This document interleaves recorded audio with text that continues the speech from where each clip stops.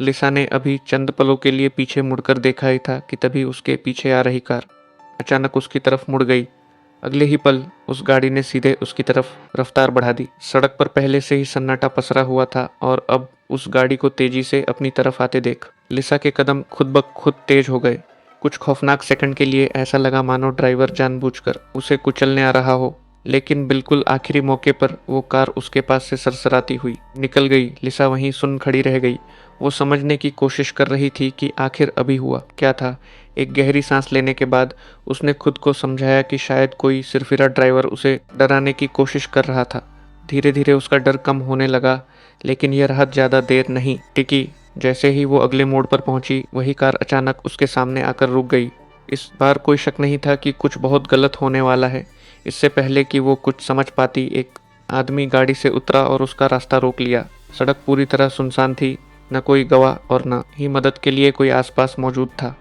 अपनी बेबसी को भांपते हुए लिसा ने विरोध न करने का फैसला किया, कम से कम उस वक्त के लिए। उसे उम्मीद थी कि शांत रहने से बात ज़्यादा नहीं बिगड़ेगी, लेकिन उसने सामने खड़े शख्स को समझने में बहुत बड़ी भूल कर दी थी। बिना एक शब्द बोले उसने लिसा की आंखों पर एक पट्टी बांध दी और उसके हाथों को मजबूती से जकड़ दिया। चंद पलों में ही हालात पूरी तरह उसके हाथ से निकल चुके थे। अगले ही पल कार दोबारा चल पड़ी और लिसा को किसी अनजान मंजिल की तरफ ले जाया जाने लगा। उसके दिमाग में सवालों का बवंडर उठ रहा था कि यह आदमी कौन है, उसने लिसा को ही क्यों चुना और वो उसे कहाँ ले जा रहा है। अंदर ही अंदर खौफ होने के बावजूद उसने हिम्मत नहीं हारी। वो पट्टी के छोटे से छेद से बाहर झांकने की कोशिश करने लगी ताकि उसे जरा सा भी सुराग मिल सके कि वो लोग किस तरफ बढ़ रहे।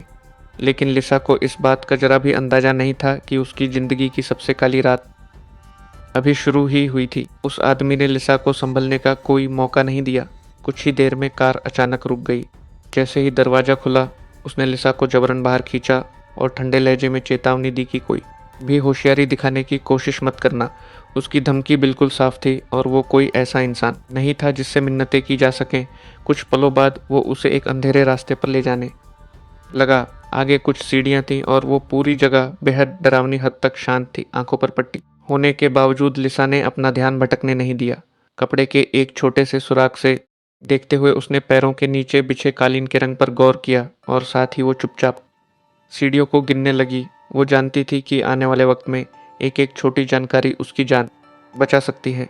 दूसरी मंजिल पर पहुंचने के बाद उस शख्स ने आखिरकार उसके हाथों की रस्सी खोल दी। एक पल के लिए लिसा के दिल में उम्मीद जागी कि शायद यही भागने का मौका है, लेकिन वो उम्मीद अगले ही पल दम तोड़ गई जब उसने उस आदमी के हाथ में पिस्तौल देखी। उसका इशारा साफ था कि लिसा आज़ाद नहीं थी, बिल्कुल भी नहीं। वो आदमी उसकी हर हरकत पर नज़र रख रहा था और लिसा के पास उसकी बात मानने के अलावा कोई चारा नहीं बचा था। कुछ देर बाद उसने लिसा को जबरन एक गुसलखाने की तरफ धकेल दिया। अब तक लिसा अच्छे से समझ चुकी थी कि उस आदमी के इरादे बेहद घिनौने हैं। उसने बचने का हर रास्ता तलाशा, लेकिन एक हथियारबंद सनकी के साथ बंद कमरे में घिर जाने के बाद उसके पास विकल्प खत्म हो चुके थे। देखते ही देखते उस दरिंदे ने सारी हदें पार कर दी और लिसा एक ऐसे दुस्वप्न में कैद हो गई जिससे निकलने का कोई रास्ता नहीं था। जब उसका मन भर गया तो उसने लिसा को दोबारा रस्सियों से जकड़ दिया। फिर उसने उसे बिस्तर पर पटक दिया और पीछे हट गया। लेकिन उसका जुल्म यहीं ख़त्म नहीं हुआ था। अपनी पिस्तौल उसकी तरफ तानते हुए उसने कहा, अगर तुमने कोई भी चालाकी की तो मैं यहीं तुम्हारा किस्सा ख़त्म कर दूंगा। उसकी इस धमकी ने डर का माहौल बना दिया। उस वक्त एक सवाल को नज़रअंदाज करना नामुमकिन था कि आखिर लिसा के साथ ही ऐसा क्यों हो रहा था और वो इस दलदल में फंसी कैसे।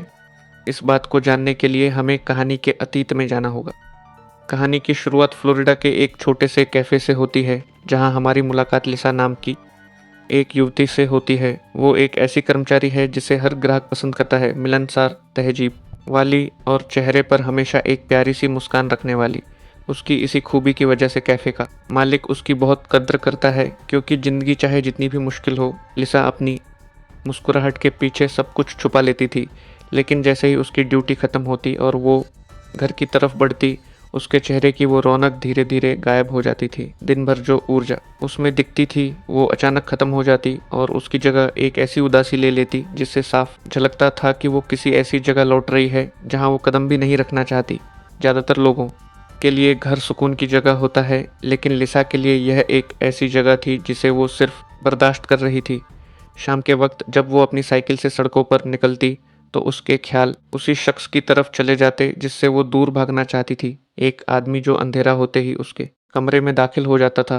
वो कौन है यह अभी साफ नहीं था, लेकिन लिसा के हाव भाव से जाहिर था कि उनके बीच का रिश्ता बेहद घिनौना और दर्दनाक था। तभी उस सूनी सड़क पर उसे एक और चीज दिखाई देती है, एक काले रंग की कार जो उसके पीछे पीछे आ रही थी। उसे देखते ही लिसा घबरा जाती है। वो तेजी से पैडल मारने लगती है ताकि उस गाड़ी से जितनी दूर हो सके जा सके। खुशकिस्मती से वो अपने घर पहुंच जाती है, लेकिन यहीं पर एक और चौंकाने वाला सच सामने आता है। वो मकान असल में लिसा का नहीं था। वो वहाँ अपनी बूढ़ी दादी और उनकी देखभाल करने वाले एक पुराने साथी के साथ रहती थी, और वो साथी कोई और नहीं बल्कि वही शख्स था जिसके ख्यालों से लिसा खौफ खाती थी। हर महीने वो लिसा की दादी को कुछ पैसे देता था और बदले में उसे उस घर में एक ऐसा हक मिल गया था जो कभी नहीं मिलना चाहिए था। हर रात लिसा को इस सौदे की भारी कीमत चुकानी पड़ती थी। वक्त के साथ यह मानसिक बोझ उसके लिए असहनीय होता गया और आखिरकार वो पूरी तरह टूट गई। एक दिन इस नरक से निकलने का कोई रास्ता न देख लिसा ने अपनी जिंदगी खत्म करने का फैसला कर लिया। वो चुपचाप बैठ गई और एक सुसाइड नोट लिखने लगी, लेकिन जब वो आत्मघाती कदम उठाने का वक्त आया तो वो ठिठक गई। उसके हाथ कांपने लगे और उसे एक दर्दनाक एहसास हुआ कि भले ही उसकी जिंदगी कितनी भी बदतर क्यों न हो, उसका एक हिस्सा अभी हार मानने को तैयार नहीं था। अगले दिन लिसा ने अपनी छोटी बहन को फ़ोन किया जो अपनी माँ के साथ रहती थी। बातचीत शुरू होते ही साफ हो गया कि लिसा अब बर्दाश्त की हद पार कर चुकी है। सालों से वो एक ऐसा दर्द सीने में दबाए बैठी थी जिसे अब और छुपाना नामुमकिन था। इसलिए उसने आखिरकार सब कुछ सच सच बता दिया। उसने वो सब बयान किया जो हर रात उसके साथ उस घर में होता था, और पहली बार उसे उम्मीद थी कि उसका अपना परिवार उसकी मदद के लिए आगे आएगा। लेकिन उसे जो जवाब मिला उसने उसे अंदर से पूरी तरह मार डाला। पूरी कहानी सुनने के बाद उसकी माँ ने रुखाई से कहा, चाहे जो हो जाए तुम्हें वहीं रहना होगा। अपनी दादी की देखभाल करना तुम्हारी जिम्मेदारी है। और इतना कहकर उसने फ़ोन काट दिया।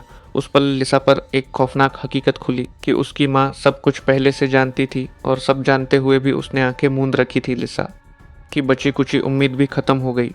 लड़ने की कोई ताकत नहीं बची थी और न ही जाने का कोई ठिकाना था। लेकिन वो मासूम यह नहीं जानती थी कि उसका सबसे बड़ा इम्तिहान अभी बाकी था, एक ऐसा खौफ जो उसकी पूरी जिंदगी को पलट कर रख देने वाला था। उसी रात लिसा कैफे से निकलकर घर की तरफ बढ़ रही थी कि तभी उसे वही जानी पहचानी काली कार दिखाई दी।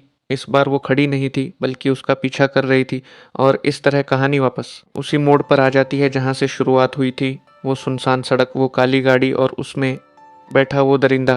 कुछ ही पलों में लिसा उसके चंगुल में फंस जाती है और सब कुछ वैसे ही होता है जैसा हमने शुरुआत में देखा था। अब तक वो समझ चुकी थी कि उसे पकड़ने वाला सिर्फ खतरनाक ही नहीं बल्कि एक दिमागी रूप से बीमार इंसान है। उसके साथ अतीत में हुए सारे जुल्मों की यादें उसके जहन में ताज़ा होने लगीं। लेकिन ये हालात अलग थे, क्योंकि यहाँ बात सिर्फ अपनी जान बचाने की थी। उधर जब लिसा उस रात घर नहीं लौटी तो उसकी दादी को फिक्र होने लगी। अगले दिन वो पुलिस के पास गई और उसकी गुमशुदगी की रिपोर्ट दर्ज कराई। जल्द ही तफ्तीश शुरू हुई और जासूस सबसे पहले लिसा की माँ के घर पहुंचे। जब पुलिस ने उसकी माँ से पूछताछ की तो उसने इस बात को हवा में उड़ा दिया। उसका कहना था कि लिसा शायद अपने किसी दोस्त के साथ भाग गई होगी। पहली बार में यह दलील पुलिस को भी सही लगी। अफसर वहां से निकलने ही वाले थे कि तभी लिसा की छोटी बहन ने उन्हें रोक लिया। अपनी माँ के उलट वो जानती थी कि कुछ तो गड़बड़ है। उसने पुलिस को बताया कि लिसा कभी बिना बताए कहीं नहीं जा सकती। अगर वो गायब है तो यकीनन उसके साथ कुछ बुरा हुआ है। उसकी आवाज़ की फिक्र देखकर पुलिस वाले रुकने और दोबारा सोचने पर मजबूर हो गए। इसके बाद जांच टीम उस कैफे में पहुंची जहां लिसा काम करती थी। वहां के हर शख्स ने लिसा की तारीफ की। जिम्मेदार, मेहनती और भरोसेमंद, एक ऐसी लड़की जो हमेशा वक्त पर आती थी और कभी बिना इत्तला दिए गायब नहीं हो सकती थी। अब पुलिस को भी शक होने लगा कि यह मामला मामूली फरारी का नहीं बल्कि किसी बड़ी वारदात का है। दूसरी तरफ कहानी वापस उसी फ्लैट में लौटती है जहां लिसा को कैद करके रखा गया था। आंखों पर पट्टी बंदी होने के बावजूद उसने हार मानने से इनकार कर दिया था। इसके बजाय उसने अपने आसपास की हर चीज़ को भांपना शुरू किया। कमरे के अंदर की आवाज़ें, कमरों की बनावट, दरवाज़ों की दिशा, हर एक बात उसके लिए अहम थी। जब वो आदमी दोबारा उसके पास आया तो लिसा ने एक अलग चाल चलने का फैसला किया। उसने उससे बात करना शुरू कर दिया। अब तक वो समझ चुकी थी कि उसका अपहरणकर्ता मानसिक रूप से अस्थिर है। और उसे जिंदा रहने के लिए उसकी मानसिकता को समझना होगा। आखिरकार उस आदमी ने उसके हाथों की बंदिशें हटा दी, लेकिन लिसा जानती थी कि इसे आज़ादी समझने की भूल नहीं की जा सकती। एक भी गलत कदम उसकी मौत का सबब बन सकता था, इसलिए उसने सब्र रखा, माहौल को समझा और मौके की तलाश करने लगी। धीरे धीरे उसने वहां अपने सबूत छोड़ना शुरू कर दिए, ताकि अगर कभी पुलिस यहाँ पहुंचे तो उसे सुराग मिल सके। सबसे पहले उसने चुपके से बिस्तर के नीचे अपने बालों की पिन गिरा दी। बाद में उसने गुसलखाने जाने का बहाना किया और जानबूझकर शीशे पर अपनी उंगलियों के निशान छोड़ दिए। वहां रहते हुए उसकी नज़र पास में रखे एक जूते पर पड़ी। उसने ध्यान से उसके रंग और उस पर बने निशान को अपने दिमाग में बैठा लिया। अगवा होने के बाद पहली बार लिसा सिर्फ जुल्म सह नहीं रही थी, बल्कि वो खुद को आज़ाद कराने की तैयारी कर रही थी। लेकिन इससे पहले कि वो कुछ और कर पाती, उस आदमी को एहसास हुआ कि उसने खुद को अंदर बंद कर लिया है। अगले ही पल कमरे में एक जोरदार आवाज़ गूंजी, दरवाज़ा टूट गया और वो जबरन अंदर घुस आया। यहाँ से लिसा ने एक बेहद खतरनाक खेल खेलना शुरू किया। उससे सीधे लड़ने के बजाय उसने ऐसा नाटक किया जैसे वो अब उससे नहीं डरती। धीरे धीरे उसने उसका भरोसा जीतने का ढोंग किया, क्योंकि लिसा समझ चुकी थी कि वो सिर्फ ताकत के बल पर इस दरिंदे से नहीं जीत सकती, उसे उसके दिमाग से खेलना होगा। एक रात जब वो आदमी गहरी नींद में था, लिसा दबे पांव बिस्तर से उठी। पहले ही दिन से वो जानती थी कि घर में कहीं न कहीं फ़ोन मौजूद है। अंधेरे में संभल कर कदम बढ़ाते हुए वो आखिरकार फ़ोन तक पहुंच गई और मदद के लिए नंबर मिलाने लगी। लेकिन इससे पहले कि फ़ोन लग पाता, वो आदमी अचानक जाग गया। चंद सेकंड में उसने लिसा को दबोच लिया। उसके चेहरे का गुस्सा डरावना था। उसने चिल्लाकर कहा, तुम्हें लगता है तुम मुझसे ज़्यादा चालाक हो। एक पल के लिए लगा कि लिसा का अंत करीब है, लेकिन उसने तुरंत समझदारी दिखाई। पलटकर वार करने के बजाय वो फूट फूट कर रोने लगी। कांपती आवाज़ में उसने झूठ कहा कि वो सिर्फ अपने बीमार पिता का हालचाल जानना चाहती थी। उसने रोते हुए कहा, मैं बस उन्हें बताना चाहती थी कि मैं ठीक हूँ और यहाँ बहुत खुश हूँ। उसकी नौटंकी काम कर गई और अचरज की बात थी कि उस आदमी का गुस्सा शांत होने लगा। पहली बार लिसा को समझ आया कि इस दरिंदे की सबसे बड़ी कमजोरी हिंसा नहीं, बल्कि उसका अकेलापन है। अचानक उसे अपनी छोटी बहन की कही बात याद आई कि चाहे कुछ भी हो जाए, कभी उम्मीद मत छोड़ना। उसी पल से लिसा ने उसकी भावनाओं को उसके खिलाफ इस्तेमाल करना शुरू कर दिया। एक दिन उसने उसकी तरफ देखा और कहा, अगर तुम मुझे छोड़ दोगे तो मैं किसी को कुछ नहीं बताऊंगी। मैं तुम्हारी दोस्त बनकर रहूंगी, तुम्हारे साथ रहूंगी और तुम्हारा ख्याल रखूंगी। इन बातों ने उस आदमी के दिल पर गहरा असर किया, क्योंकि उसने अपनी पूरी जिंदगी में सिर्फ एक ही चीज़ की चाह रखी थी, अपनत्व।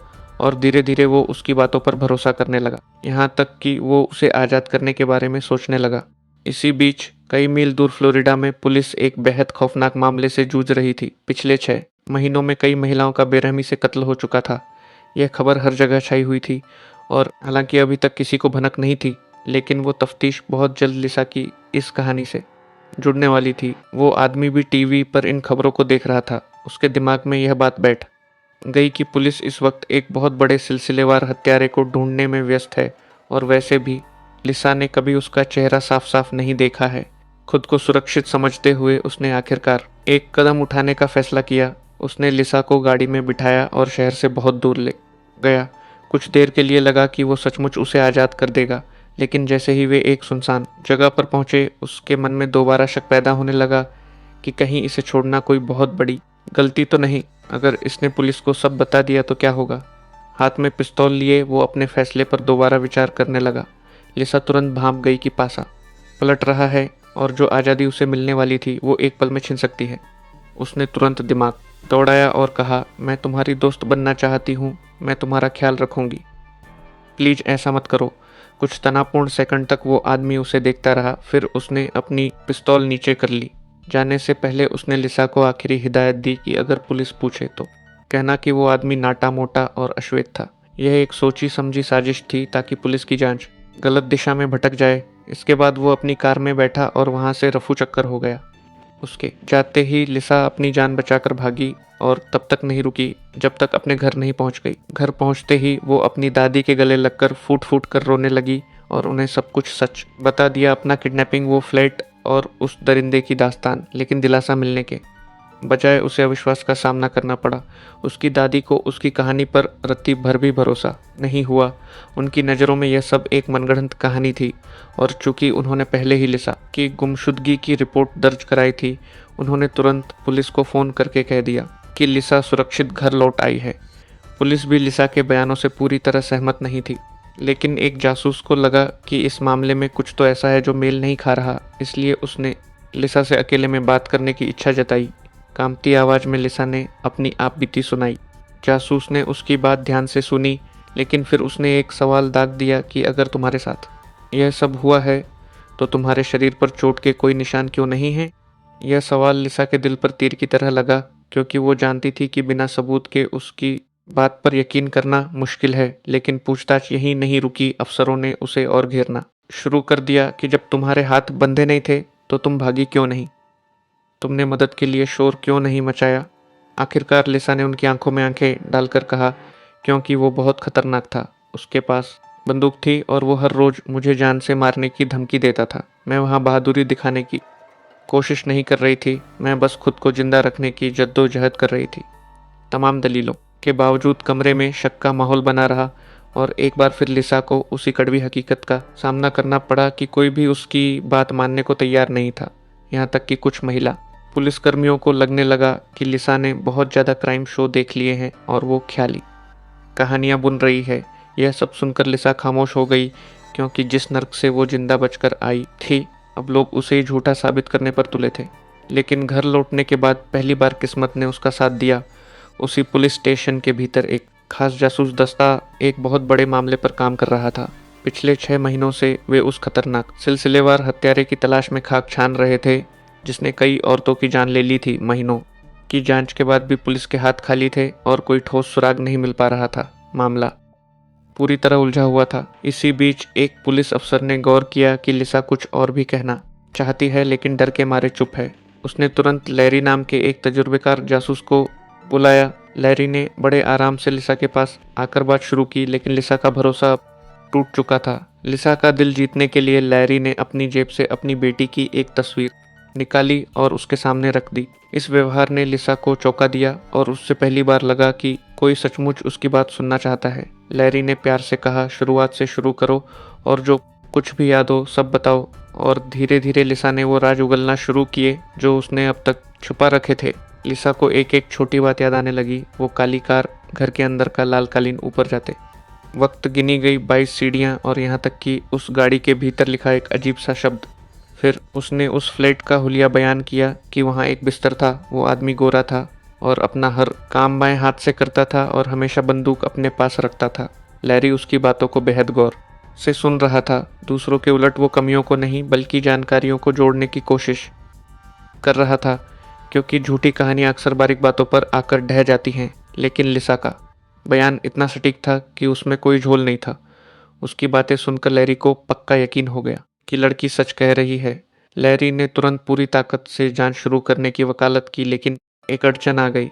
तफ्तीश को आगे बढ़ाने के लिए पुलिस को परिवार की रजामंदी चाहिए थी, और तभी लिसा की दादी का वो साथी जो खुद को उसका पिता कहता था, बीच में आ गया और उसने जांच आगे बढ़ाने से साफ मना कर दिया। उसका यह रवैया लैरी के कान खड़े करने के लिए काफ़ी था, क्योंकि अगर लिसा झूठ बोल रही थी तो जांच से डरने की कोई वजह नहीं थी, लेकिन अगर वो सच कह रही थी तो उसका मना करना बेहद संदेहास्पद था।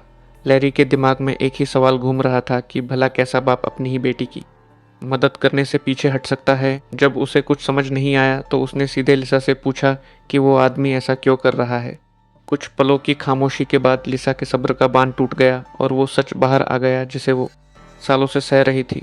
लिसा ने उस घर का वो घिनौना सच पुलिस के सामने रख दिया, और जैसे ही पुलिस को उस आदमी की असलियत पता चली, उन्होंने बिना वक्त गंवाए उसे धर दबोचा। पहली बार लिसा के मामले को वो संजीदगी मिली जिसकी हकदार थी। लेकिन जब बाकी सब उस गिरफ्तारी का जश्न मना रहे थे, लैरी का दिमाग किसी और दिशा में दौड़ रहा था। लिसा ने जो कार, फ्लैट और उस आदमी के तौर तरीके बताए थे, वे सब किसी बड़ी तस्वीर की तरफ इशारा कर रहे थे। उसके मन में एक भयानक आशंका ने जन्म लिया कि कहीं लिसा का अपहरण करने वाला कोई आम मुजरिम तो नहीं, बल्कि वही सीरियल किलर है जिसकी तलाश पूरी पुलिस फोर्स महीनों से कर रही है। सच का पता लगाने के लिए लैरी ने लिसा के उन कपड़ों को जांच के लिए भेजा जो उसने अपहरण के वक्त पहने थे। कुछ दिनों बाद जो नतीजे आए उसने सबके होश उड़ा दिए।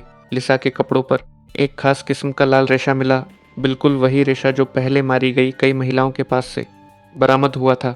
उस मोड़ पर सारे बिखरे हुए मोहरे आपस में जुड़ गए और हकीकत सामने आ गई कि लिसा किसी मामूली किडनैपर के चंगुल से नहीं छूटी थी, बल्कि वो उस आदमखोर सीरियल किलर को मात देकर आई थी जिसे सब ढूंढ रहे थे। लिसा की कहानी की पुष्टि करने के लिए लैरी उसे उसी जगह ले गया जहां उस आदमी ने उसे छोड़ा था। गाड़ी में बैठे बैठे लिसा ने अपनी आंखें बंद की और उस खौफनाक सफ़र को अपने दिमाग में दोबारा जिया। हर मोड़, हर ठहराव, हर एक छोटी बात उसकी यादों के सहारे पुलिस ने उस रास्ते पर पड़ने वाले तमाम दुकानों और ठिकानों की जांच शुरू की। आखिरकार उनकी यह तलाश एक पेट्रोल पंप पर जाकर रुकी और वहां उन्हें एक बहुत बड़ी कामयाबी मिली।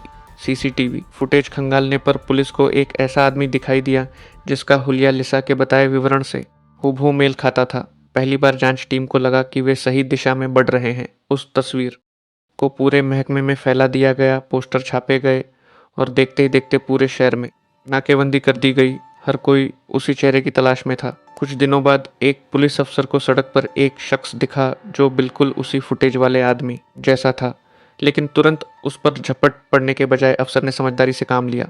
वो बड़े सामान्य तरीके से उसके पास गया और कहा, जनाब, हमें एक चोरी की गाड़ी की शिकायत मिली है, हमें आपकी कार की एक तस्वीर लेनी होगी।